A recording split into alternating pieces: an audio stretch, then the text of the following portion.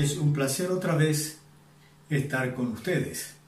Y ahora con el tema La esperanza cristiana está en la persona de Jesucristo. Para el efecto, quiero leer en la primera carta del apóstol Pablo a Timoteo, en el capítulo 1 y el verso 1. Lo leo de esta manera. Pablo, apóstol de Jesucristo, por mandato de Dios nuestro Salvador y del Señor Jesucristo, nuestra esperanza. Frente a la persona de Jesucristo se tejen variadísimas opiniones en todo el mundo. Los que más se ocupan de lo que Él hizo o de lo que Él dijo es la religión. Y por allí uno que otro cineasta o novelista para montar una serie televisiva o un largometraje. Pero, ¿qué concretamente sabe el ciudadano común y corriente acerca de Jesucristo? Aquí surgen algunos dichos, muy conocidos en el argot popular, unos verdaderos, otros fantasiosos, pero sin que alguien esté pensando concretamente en la persona de Jesucristo, día a día, de cualquier manera, alude a su persona. ¿Sabe cómo? Yo le pregunto, ¿qué día es hoy? Estoy preguntándole la fecha. ¿Sabe usted? La fecha de este día hace una proclama que hace tantos años, meses, días y horas allá en Belén nació el Señor Jesucristo. La venida de Jesucristo por primera vez al mundo como el Salvador del pecado cambió el curso de la historia y en su segunda venida lo volverá a cambiar. Ahora bien, ¿por qué? Ese evento, el nacimiento de Jesús, afectó mundialmente al tiempo. Se dice antes de Cristo y después de Cristo. ¿Cuántos prominentes líderes ha tenido el mundo? Pero ninguno, con todo lo que hicieron, marcaron el curso de la historia mundial como lo hizo Jesucristo. Y ahora, ¿qué fue lo que Él hizo? Aquí tengo el testimonio de los ángeles, primero, antes de su nacimiento. En el Evangelio de Mateo, capítulo 1 y el verso 20, leemos de este modo. Y un ángel del Señor le apareció en sueños y le dijo, José, hijo de David, no temas recibir a María tu mujer, porque lo que en ella es engendrado del Espíritu Santo es. Y dará a luz un hijo y llamarás su nombre Jesús, porque él salvará a su pueblo de sus pecados. Como ustedes saben, el esposo de María, resentido por la supuesta infidelidad de su esposa, siendo como era justo por la supuesta infidelidad, no quiso hacerla pasar vergüenza y decide dejarla guardando el secreto. Pero, como podemos ver por el testimonio del evangelista Mateo, esa persona que nacería marcaba para el mundo la esperanza completa. Fíjese lo que dice, salvará a su pueblo de sus pecados. Ahora el testimonio de los ángeles en su nacimiento. Digámoslo de este modo, el proceso de gestación siguió su curso normal. Y allá en Belén, la profecía de siglos se cumple y los ángeles anuncian a los rústicos pastores el acontecimiento que ocurrió allí en estas palabras. En el Evangelio de Lucas, el capítulo 2 y el verso 10 y 11, leemos de este modo. No temáis, los ángeles le dicen a los pastores, no temáis, porque he aquí os doy nuevas de gran gozo que será para todo el pueblo, que os ha nacido hoy en la ciudad de David un Salvador que es Cristo el Señor. Un Salvador que es Cristo el Señor. Esto, amigos míos, es esperanza en toda su expresión. Dios abre la brecha de salvación para todo el mundo. No es simplemente un niño que nace. Es el Salvador, es Cristo el Señor. El Cristo, el Mesías, que lo anunciaba el Pentateuco con los roles de Moisés, que lo ovacionan los salmos, que lo anuncian los profetas, entre ellos Isaías, al que se lo conoce como el protoevangelio. La persona que nace en Belén no es un grande, es el grande. Así dice el profeta Isaías en el capítulo 9 y el verso 6. Dice así, porque un niño nos es nacido, hijo nos es dado y el principado sobre su hombro, y se llamará su nombre admirable, escuche eso, consejero, Dios fuerte, Padre eterno, príncipe de paz. Ahora veamos el testimonio de la Escritura, de la esperanza cristiana, en el comienzo de su aparición, de la aparición de Jesús en su ministerio. Después del bautismo, por Juan el Bautista, ocurrió la tentación. Terminada esta preparatoria introducción, se encamina a Nazaret. Y voy a leer en Lucas capítulo 4 y el verso 16 como el evangelista Lucas nos da este testimonio. Y dice de este modo, vino a Nazaret, donde se había criado, y en el día de reposo entró en la sinagoga conforme a su costumbre, y se levantó a leer, y se le dio el libro del profeta Isaías, y habiendo abierto el libro, halló el lugar donde estaba escrito.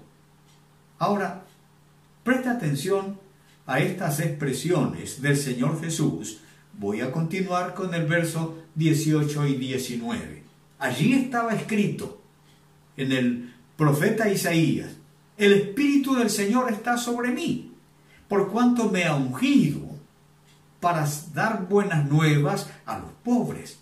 Me ha enviado a sanar a los quebrantados de corazón, a pregonar libertad a los cautivos y vista a los ciegos, a poner en libertad a los oprimidos, a predicar el año agradable del Señor. Amigos, leyendo el libro de Isaías, el Señor Jesús, el Cristo, él mismo ha certificado su verdadero rol. No es un hombre cualquiera, es el Mesías, el Señor, es la esperanza para los abatidos, es la esperanza para los quebrantados. Ahora bien, ¿cómo sería posible? Y esta es una interrogante que debe ser respondida a profundidad por cada persona que contempla o quiere definir o describir la persona de Jesucristo. ¿Cómo sería posible que Jesús demostrara que verdaderamente era o es el Mesías? Aquí está el testimonio de Juan el Bautista. En el Evangelio de Juan, en el capítulo 1, allí en la ribera del Jordán, después del bautismo, Juan el Bautista dijo de Jesús, he aquí, escuche esto, he aquí el Cordero de Dios que quita el pecado del mundo. Esta declaración es tan, permítame esta manera de decirlo, es tan clara como el cenit de un día soleado. El Señor Jesucristo no es un cordero elegido por un patriarca judío para ofrecerlo por su familia. El Señor Jesús es el cordero que Dios ha elegido, no por una familia, no para una familia, sino para expiar el pecado del mundo. Entonces, en Jesús no tenemos simplemente un hombre entre los grandes, sino sobre los grandes. Es la esperanza para el verdadero futuro de la humanidad. Esta es la revelación del Señor Jesús. En esa conversación, en la mitad de la noche, el Señor Jesús le dijo a Nicodemo. Mire lo que dice en el Evangelio de Juan, capítulo 3 y el verso 14.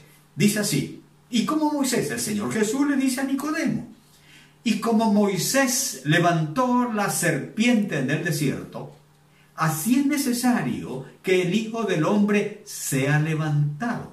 Traigo a la expresión el verso 14. Que el Hijo del Hombre sea levantado. Porque esta expresión revela la muerte del Cordero de Dios, que tenía que ser por crucifixión, como lo manifiesta en otro momento, en el capítulo 12 del Evangelio de Juan y el verso 32. Y yo, dice el Señor Jesús, si fuere levantado de la tierra, a todos atraeré a mí mismo. Amigos, la esperanza del mundo se llama Jesucristo. Allí en la celebración de la Pascua con sus discípulos, el evangelista Mateo describe esta conmovedora escena. Quiero que vea conmigo en el Evangelio de Mateo, capítulo 26, y voy a leer desde los versos 26 al 28. El texto dice de esta manera: y mientras comían, escuche esto, o léalo conmigo, y mientras comían, tomó Jesús el pan y bendijo y lo partió y dio a sus discípulos y dijo: tomad, comed, esto es mi cuerpo, que por vosotros es partido. Y tomando la copa,